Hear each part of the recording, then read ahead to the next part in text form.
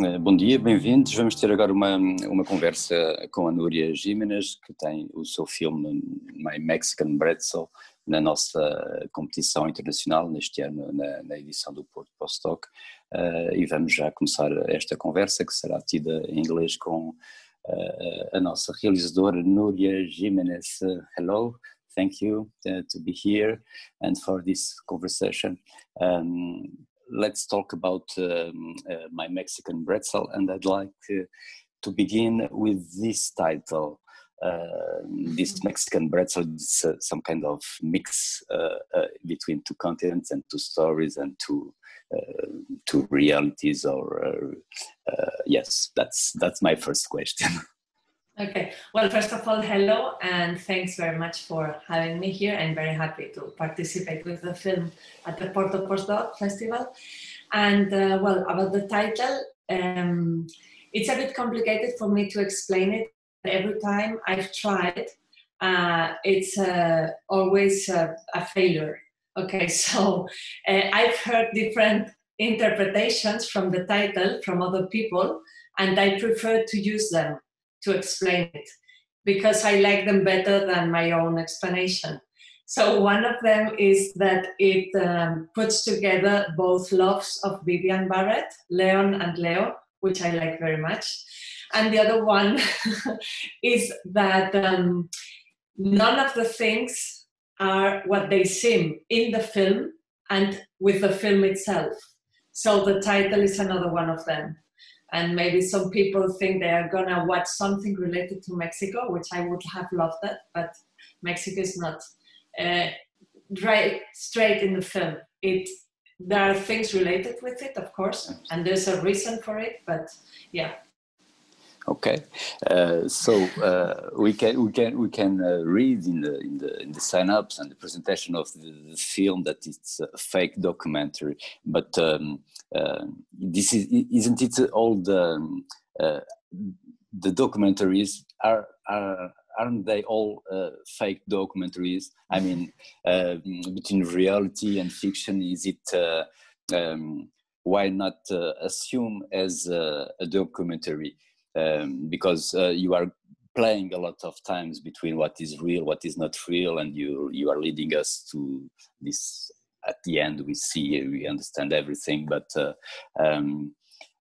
I could. Do you prefer to if you have to choose? I think it's not an easy choice to make, and maybe not very interesting to do, but it's an exercise. If you have to choose, you will make this label. This is a documentary film, or this is a fiction film. Actually, the only concept I don't like, because I'm fine with fiction film and I'm fine with documentary film, but fake documentary, yeah. I don't like it that much, because somehow there is this kind of connotation that the intention of the film has a bit to do with fooling people, and yes. That wasn't the intention at all with my film. It was a much more playful thing, a ludic thing, like a kind of game, for me at least. But actually what you say is completely true for me. Some documentary films have already like a kind of premise before they start shooting or looking for what they are looking for, and then somehow they can contain the same kind of lies that contain my film, which I consider to be a fiction film. But also another thing I always tell, but I think it's very significant, is that when my mother saw the film, and my mother is the daughter of the main characters, she told me that I had made a more truthful portrayal of my grandparents than if I had told the true story. And for me, this means a lot of things. And this means you can tell a truth through a fiction. And maybe if I had tried to stick to the facts of their lives, I would have lied much more. And it would be a much more false or fake thing than it is now.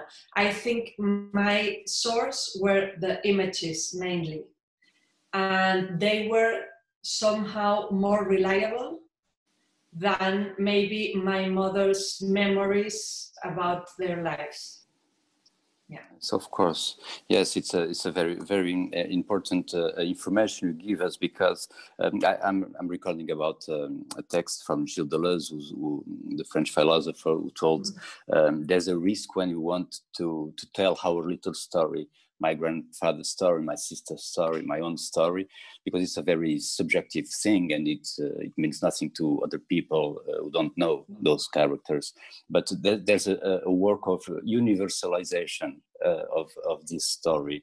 Was it very consciously for you, very intentional to universalize this story, because it touched to sensibility, to death, life, love?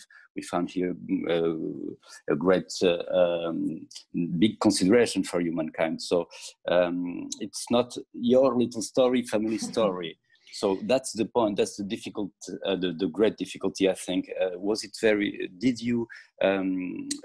Were you aware to this difficulty since the beginning? Nothing at the process was either premeditated or I was conscious about anything at all. The only thing, it was a long process, it was 7 years, but during this time, the only thing that I had very clear is the things I didn't want to do. That was the paths I didn't want to go through. But I didn't know what I was doing. Actually, I found out when I was already finishing, because it's a search, actually. And of course, I think we all want to, express or read about universal matters, because at the end, that's what we all have in common, like death and love and sadness and misery and, of course, in very different levels and whatever, but there's something common, like a common base. And that's how somehow I felt the need of dealing with that. Also, I was a bit obsessed with, when I read short stories,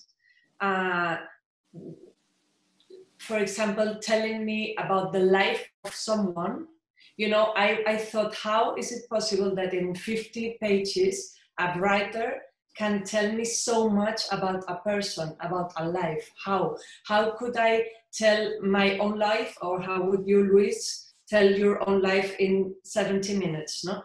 What things, what people did come to your life that make you the person you are now? So I made myself this question about Vivian, about the character. And that's why I did this fragmentation. And somehow these fragments, she finds a note of her lover, or she witnessed an accident that kills 70 people, or she meets someone she falls in love with. These kind of things are the things that I think have to do with this universality, also if they are very specific things, but yeah, that helped me a bit. Yeah. Yes, and you find this wonderful way of separating a character and a life. It's a life, a story of a life, or maybe two lives, but it's very present in all the film. Going to the beginning of the film, we know that it was not accidentally, but you found this box with films. But we can see in the subtitles, Vivian speaks about this box. What is the connection with her and you with this moment? Well, I actually think there are lots of things in the film that I put there unaware or unconsciously, and afterwards I found out the parallelism with things in my life, and somehow also the things that happened during these 7 years are also in my life. Some of them are also in the film. But that was something, for example, the moment you say the box finding this book of Kalyapali, that was something I really didn't think of when I put it.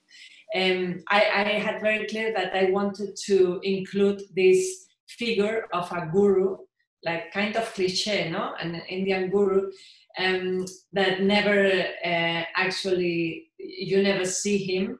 And actually, at the end, you see what really the whole thing is about.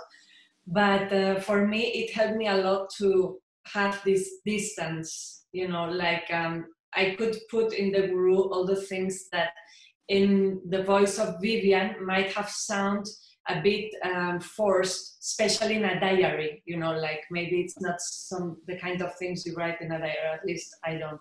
So that's why I use this figure. But the moment of the discovery probably has a lot to do with me.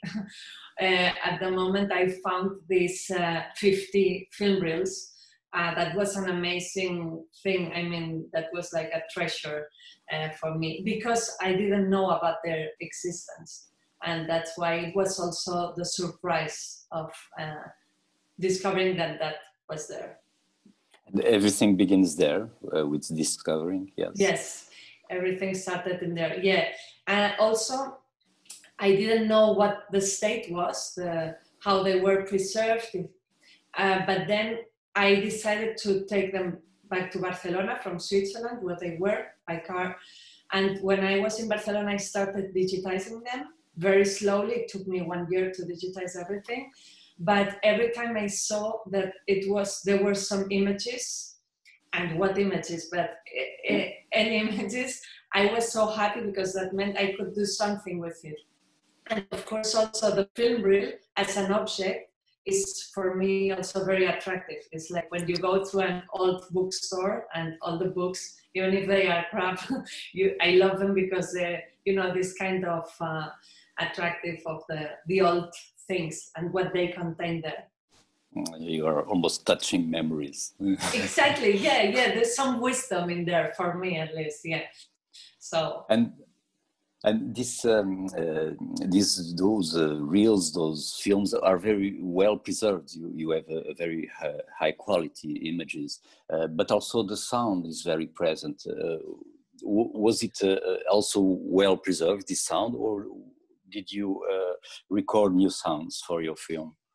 Because there was no sound at all at the film reels. The whole sound we put it afterwards because they were mute. And the film reels were very well preserved, but there is also a very, very excellent work of Federico Del Pero with the color, because sometimes I put together reels from different times and textures and lights, but I'm telling you that's the same place, the same moment. And that's thanks to the work he's done, because he's respected a lot the original, but very subtly he has, put this uniformity to the color. And on the other hand, there is a chromatic evolution that goes parallel with the emotional feelings of Vivian. And when it starts, you see very bright colors when they are in love, when they are in the snow, for example. And then little by little, it goes weaker until the end. No?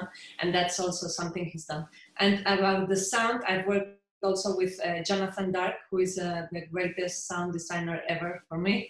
And it has been a very hard work, but beautiful also, and very interesting, because we had to decide when to start a sound, when to finish it, and why that sound, and why at that time.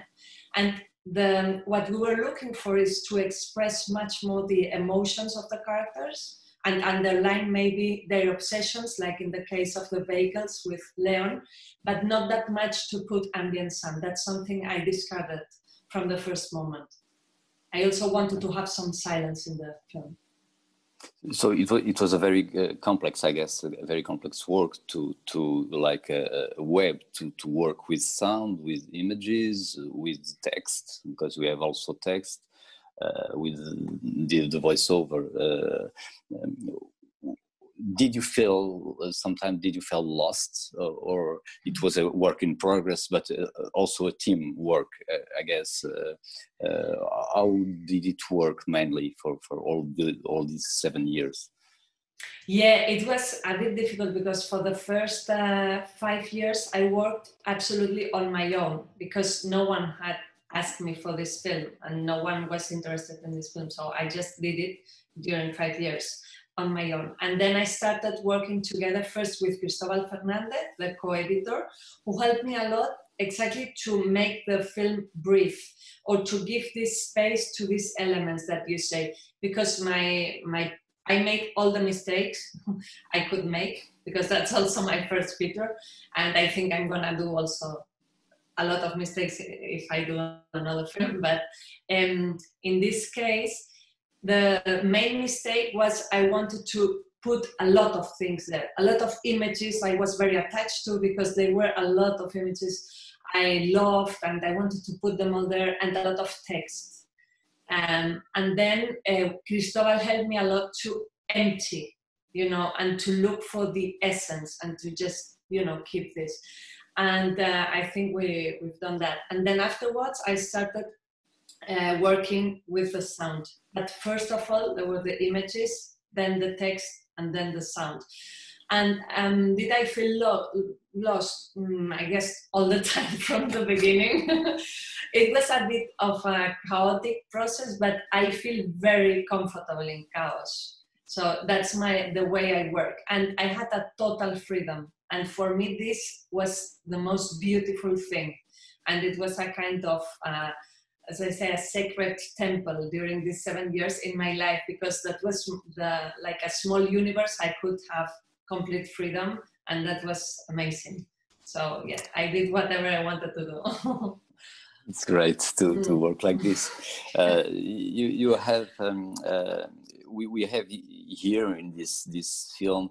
I see more than a fiction film or document. I see a biographic film, and you were speaking about memories and composing memories, and I was recording Roland Barthes and Borges, Jorge Luis Borges, speaking about what are we, how do we become what we are, and we are all our memories, the people we met, and etc. And what we find here, it's a very fragmented, diffracted presence of images, sounds, silences, also texts, memories, notes, and this is some kind of chaotic film, but in the same time it's very peaceful. So how did you arrive there to this balance? I guess, well, the chaos, already where it comes from. It's me. I need the chaos. But on the other hand, of course, to compensate this, you need a big structure or something that is very simple. It's a need, because otherwise you get very lost in this chaos. So for me, one thing that helped me a lot, well, two things helped me a lot with this structure. One of them was to limit myself to the images of the film reels. I decided from the beginning, it was kind of a challenge to not use any other material. In fact, at the end, I did use some additional material, which is the one the film begins with. That's the owl, the nightmare with the owl. You see, there's in black and white, and the texture is a bit different. But since it's a nightmare, there was also this kind of oniric thing. It was okay for me that the texture was different, and it was like an unconscious thing. But the rest of it, that helped me very much with this limitation. Because otherwise I would have been completely lost. I would have started to look for materials in the 50s, on the 60s, etc. No, that was one thing. And the other thing was, as I told you before, these fragments, the idea of how to structure the film helped me very much. Like, what makes you the person you are? Well, what has Vivian experienced that make her the person she is? So I started with these things, no? the fact that she can't have children, the fact that Leon has an accident with a plane, the fact that she falls in love, etc. So this is the kind of thing that helped me also to structure the thing. And about the memories, sorry, because you said that about the memories, and it's very interesting because for me, it has also to do with them reconstructing their own memories. She does it with the writing and he does it with the images, you know, but somehow they are also reinterpreting their own lives because they are just choosing some fragments. We all do actually all the time, but that's the memories at the end, I think, are completely, it's the imagination at the end, no? It's what you want to remember, not what really happened, how you felt or how you feel now regarding the facts. But it has usually nothing to do with the fact. Yeah, so and that's interesting. That's also this claim you have to tell us at the end that what is fake, what is not fake, what is a farce, a forgery, or not. We see the guru was a plagiarist. The medication was a placebo. So and everything, what seems to be truth or not, is not the most important here. And you assume it as you get these messages at the end of the film, like if he was making a sign to us, so I am maybe doing the same. It's not important what is real or what is not real. Yes, for me, because the film has also a lot to do with the desire we have to believe in things, you know. So there's the magic pill, there's the guru, there is the love relationship, there is the signs that Vivian sees and convinces herself with them. And they all fall apart when the film ends. The pill is a placebo, the guru is fake or plagiarist. The love relationship isn't that beautiful as it seemed to be. The signs don't work, of course, or maybe they do, I don't know. But the thing is, everything falls apart. And the film also falls apart with it, because then you realize that everything is a lie, or, you know, that the characters didn't exist. But for me, if it worked, if the pill works, if the guru works, if the film works, if the love relationship works, that is what gives meaning almost to life for me. You know, even it doesn't, never mind if it's true or false. You know, I wouldn't say even true or false, because it's true at the moment it works. So, yes. Yeah. And there's no deception or delusion at the end, because of course, but that's death, no? I mean, there's gonna be, everything is gonna fall apart, and we're all gonna be deceived at some point in our lives, because it doesn't last forever. So yeah, somehow. Of course, we have to close our conversation, but I have two questions. Sure. One is going back to the first question, to the title, and at the end of the film, you said we know that. Vivian dies in 1969 in Switzerland, and Leon in Mexico in 2010, and the Bretzel and Mexico. I guess I tried to answer to the question I made at the beginning. We found this Mexican Bretzel, these chunks, and between the two lives, the two continents, the two universes. But my question is very a curiosity for me. It appears at the end of the film the name of the Leviathan from Hobbes. Why that Leviathan here? Is there a precise explanation, or? Nothing Okay. has a precise explanation in this film. No, it's of course the symbol of everything that is in the dark of our minds, no, and beneath the conscious, and that is always there. And she's about to die, and she knows that. So it's like all this fear and all the things beneath life also, no? Beneath her. That's why there was this reference. And regarding, sorry, very quickly, the dates of death, they are both true, the dates. Okay. And the reason, the cause of her death is also true. Also I true. wouldn't have lied about that. That's the only thing I wanted to say. Okay, so thank you for your conversation and Thank to you. be here with us, and I hope to see you again. Maybe we find again this during the festival, even online. We'll see.